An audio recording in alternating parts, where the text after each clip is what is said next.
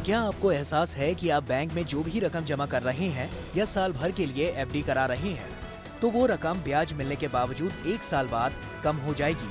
इस बचत में डेंट लगा रही है महंगाई दर, जो जून में बेकाबू होकर बैंक में रखे पैसे पर नजर लगा रही है।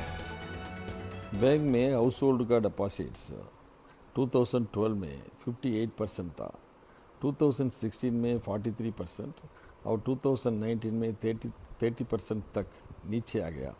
अभी कोरोना के वास्ते हाउस होल्ड का इनकम भी कम हो गया, खर्चा भी ज़्यादा हो गया। सो हाउस होल्ड का डिपॉजिट से बैंक में और भी कम हो जाता है। इसका इम्पैक्ट ये होगा, बैंक में लेंडेबल रिसोर्स कम होगा और कॉस्ट ऑफ फंड्स भी ज़्यादा होगा। सो कमिंग डेज में बैंक का प्रॉफिटेबिलिटी भी नेगेटिव इम्पैक्ट हो जाएगा। मंदी में अगर आर्थिक गतिविधियां सुस्त होती हैं, तो फिर महंगाई दर भी डिमांड घटने से औंधे मुंह लुढ़क जाती है। जाहिर है, जब लोग मंदी में छटनी सैलरी कट के डर से खर्च नहीं करेंगे, तो फिर डिमांड कम होगी और बिक्री घटने से कीमतें भी गिर जाती हैं। लेकिन कोरोना काल में जो थ्योरी ना फेल हो जाए, वो कम है। इस बार मंदी तो रिकॉर्ड बना रही है, लेकिन महंगाई कम होने की जगह बढ़ती जा रही है। दरअसल कोरोना में लॉकडाउन लागू होने से उत्पादन ठप रहा और सप्लाई की दिक्कत होने से कीमतों में तेजी हो रही है।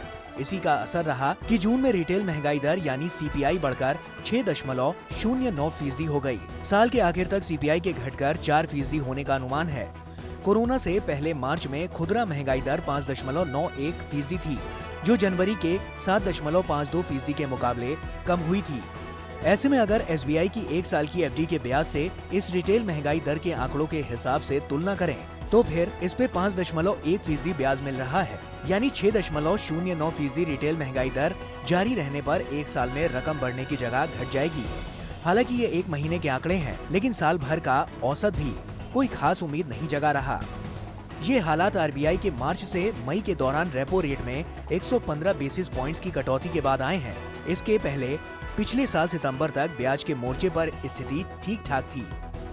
तब एसबीआई की 1 साल की एफडी पर 6.5% ब्याज मिल रहा था। उस महीने खुदरा महंगाई दर 3.92% थी, यानी उस दौरान रियल रिटर्न 2.5% मिल रहा था, जबकि अब ये घटकर -1% हो गया है। अभी आरबीआई अगली मॉनेटरी पॉलिसी कमेटी की बैठक में रेपो रेट में और कमी की उम्मीद जताई जा रही है।